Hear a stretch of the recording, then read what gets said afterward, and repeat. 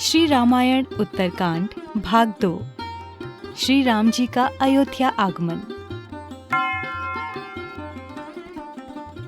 भरत जी प्रसन्न होकर अयोध्यापुरी में आए और श्री राम जी के आगमन का समाचार गुरुदेव को सुनाया। फिर राजमहल में खबर कराई कि श्री रघुनाथ जी कुशल पूर्वक नगर में आ रहे हैं। समाचार को सुनते ही सब माताएं दौड़ी। तब भरत जी ने प्रभु की कुशल कहकर समझाया।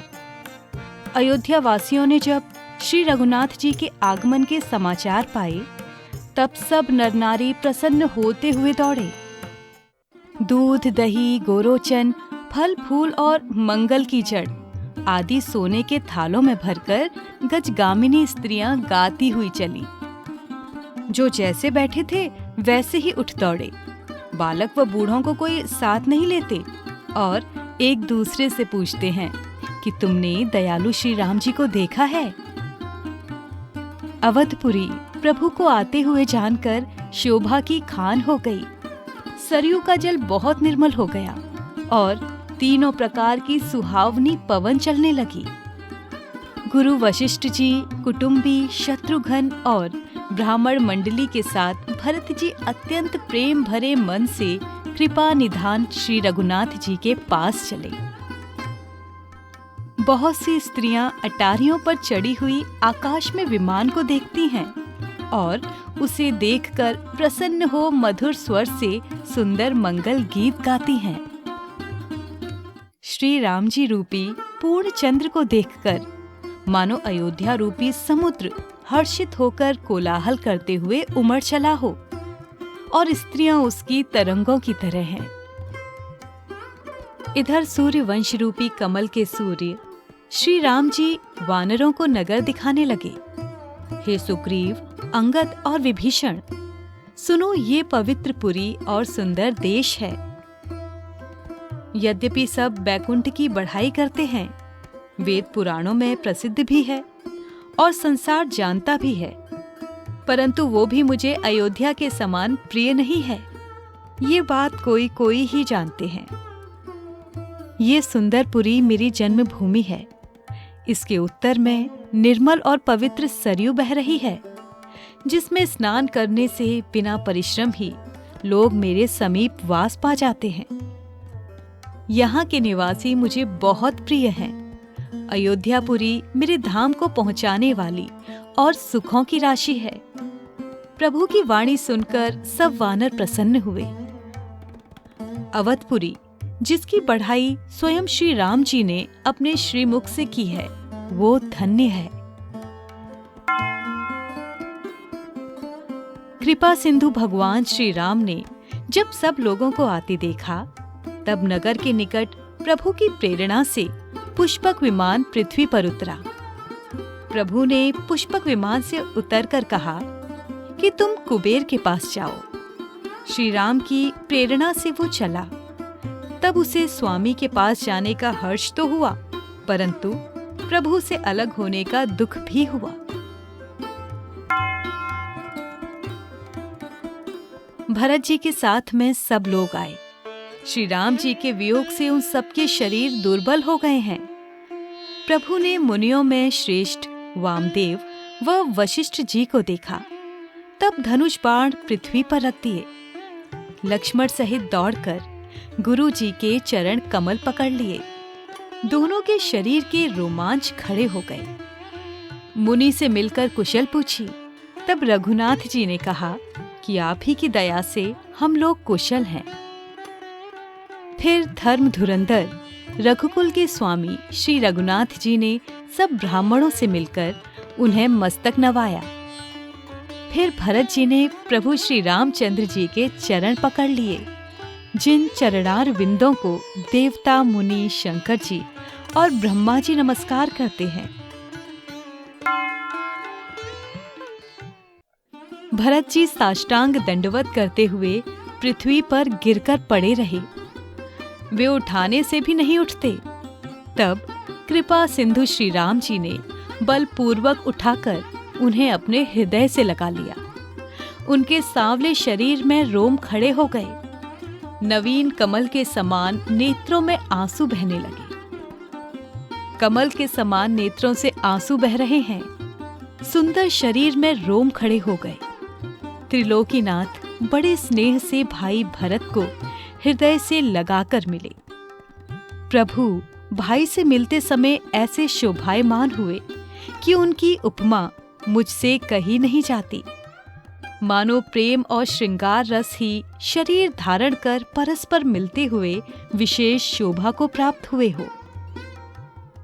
दयानिधान श्री राम जी भरत जी से कुशल पूछते हैं, परंतु भरत जी के मुख से जल्दी वचन ही नहीं निकलते।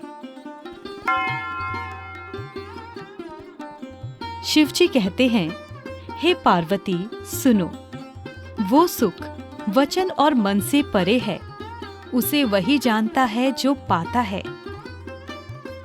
भरत जी बोले, हे कौशलनाथ, आपने दुखी जानकर दास को दर्शन दिए, तो अब सब कुछ कुशल है। हे कृपानिधान, आपने मुझे वियोग रूपी समुद्र में डूबते हुए हाथ पकड़कर बचा लिया। फिर प्रभु प्रसन्नता पूर्वक शत्रुघ्न जी को हृदय से लगाकर मिले। तत्पश्चात भरत जी और लक्ष्मण जी प्रेम पूर्वक मिले। फिर शत्रुघ्न जी लक्ष्मण जी से मिले और कठिन वियोग से उत्पन्न दुख को मिटाया। फिर शत्रुघ्न जी समेत भरत जी ने सीता जी के चरणों में सिर नवाकर बहुत सुख पाया।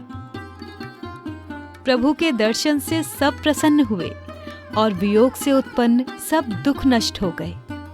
सब लोगों को स्नेह से व्याकुल देखकर कृपालु प्रभु ने ये कौतक किया कि उस समय कृपालु राम जी ने असंख्य रूप प्रकट किए और यथा योग्य सबसे मिले। दया की दृष्टि से श्री रघुनाथ जी ने सब नर नारियों की ओर देखकर उन्हें शोक रहित कर दिया। क्षण भर में भगवान सबसे मिल गए, परंतु हे पार्वती, ये भेद किसी ने नहीं जाना। इस प्रकार शील और गुणों के धाम श्री राम जी सबको सुखी कर आगे चले। तब सब माताएं ऐसे दौड़ीं जिसे हाल की ब्याही हुई गायें बछड़े को चाहती हैं। मानो गायें अपने छोटे बछड़ों को घर में छोड़ परवश चरने को वन में गई हों और दिन के अंत में नगर की ओर थनों से दूध चुहाती और हुंकार करती हुई दौड़ी आ रही हों। प्रभु बड़े स्नेह के साथ सब माताओं से मिले और बहुत भांति से मधुर वचन कहे, जिससे वियोग से उत्पन्न हुई सब कठिन विपत्ति दूर हो गई और उन्होंने प्रसन्न होकर बहुत सुख पाया। श्री रामचंद्र जी के चरणों के प्रेमी जानकर पुत्र लक्ष्मण जी से माता सुमित्रा जी मिली। श्री रामचंद्र जी से मिलती हुई कैकेयी हृदय में बहुत लज्जित हुई। लक्ष्मण जी सब माताओं से मिले और आशीर्वाद पाकर बहुत प्रसन्न हुए। फिर कैकेयी से बारंबार मिले, परंतु उनके मन का शोभ नहीं जाता। सीता जी सब सासुओं से मिली और चरण लगकर बहुत ही आनंद हुआ। सब सासुएं कुशल पूछकर आशीर्वाद देती हैं कि तुम्हारा सुहाग अचल रहे। सब रघुनाथ जी के मुखारविंद को देख रही हैं और मंगल समय जानकर नेत्रों के जल को रोकती हैं। सोने की थाल से आरती और उतारती हैं। बारंबार प्रभु के अंगों को निहारती हैं। वो नाना प्रकार से न्यौछावर करती हैं और हृदय को आनंद से परिपूर्ण करती हैं। कौशल्या जी दया के समुद्र रणधीर हैं। श्री रघुनाथ जी को वो बार बार देखती और बारंबार अपने हृदय में विचार करने लगी कि इन्होंने लंकापति को कैसे मारा। ये मेरे दोनों बालक तो बहुत ही सुकुमार हैं और राक्षस तो भारी योद्धा और बड़े ही बलवान थे। लक्ष्मण और सीता सहित प्रभु श्री राम को देखकर माताओं के मन परमानंद में मग्न है और उनके शरीर बार बार पुलकित हो रहे हैं।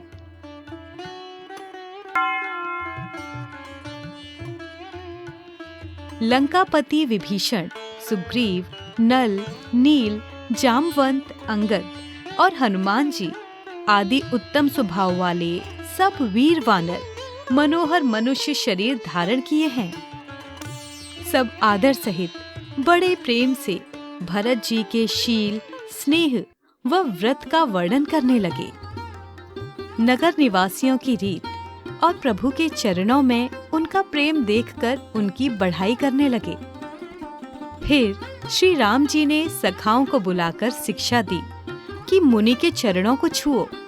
ये हमारे पूज्य कुलगुरु वशिष्ठ जी हैं। इन्हीं की कृपा से राक्षस रण में मारे गए हैं।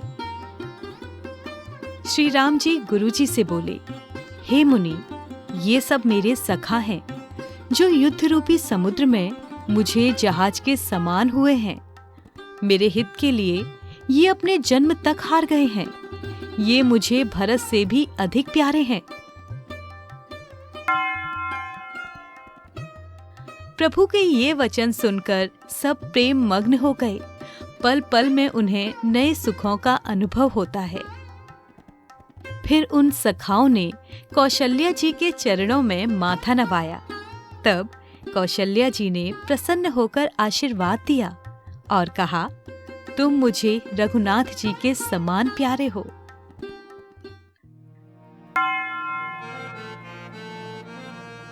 आनंद कंद श्री राम जी महल को चले। तब पुष्प वृष्टि से आकाश भर गया। नगर के स्त्री पुरुषों के झुंड अटारियों पर चढ़कर उनके दर्शन करते हैं। सोने के कलश बहुत भांति से सजाकर अपने अपने द्वारों पर रखे। सभी ने मंगल के लिए बंधन, बार, ध्वजा और पताका लगा दी। सब गलियां सुगंधित जल से छिड़कवाई गईं और गज मुक्ताओं से रचकर बहुत सी चौकें पुराई गईं। नाना प्रकार के सुंदर साज सजाए गए और प्रसन्नता पूर्वक नगर में आनंद के बाजे बजाए गए। जहां तहां स्त्रियां न्यौछावर कर रही हैं और हृदय में आनंदित होकर आशीर्वाद दे रही हैं।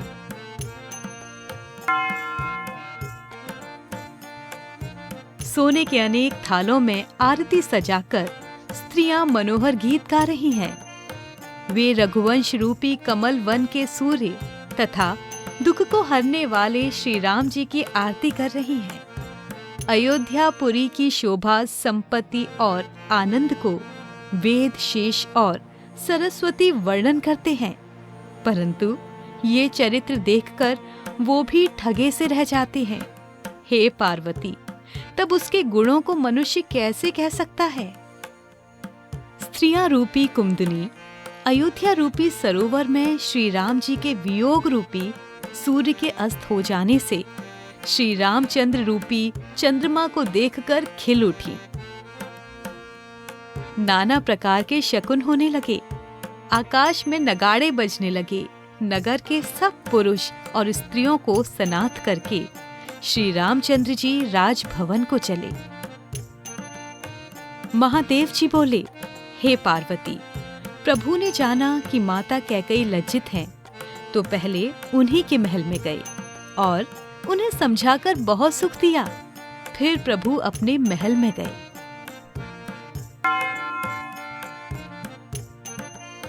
कृपा सिंधु राम जी जब अपने भवन में गए, तब नगर के सब नर नारी सुखी हुए। वशिष्ठ जी ने ब्राह्मणों को बुलवा लिया। कहा, आज शुभ घड़ी और सुख देने वाला सुंदर दिन है। आप सब ब्राह्मण आनंद पूर्वक आज्ञा दीजिए कि श्री राम जी सिंहासन पर विराजमान हों। मुनि के वचन सुनते ही ब्राह्मणों को बहुत आनंद हुआ। तब अनेक ब्राह्मण मधुर वचनों से बोले, श्री राम जी का अभिषेक संसार को आनंद देने वाला है। हे मुनीश्वर, अब आप विलंब न करिए और महाराज का राज तिलक कर दीजिए। तब मुनि ने सुमंत से कहा, तो वे सुनते ही हर्षित हो चले। उन्होंने अनेक रथ, हाथी और घोड़े तुरंत सचवाए। फिर जहां तहां दूतों को भेजा। मंगल द्रव्य मंगाकर आदर पूर्वक आकर वशिष्ठ जी के चरणों में सिर नवाया। आज की कथा का समापन यही होता है।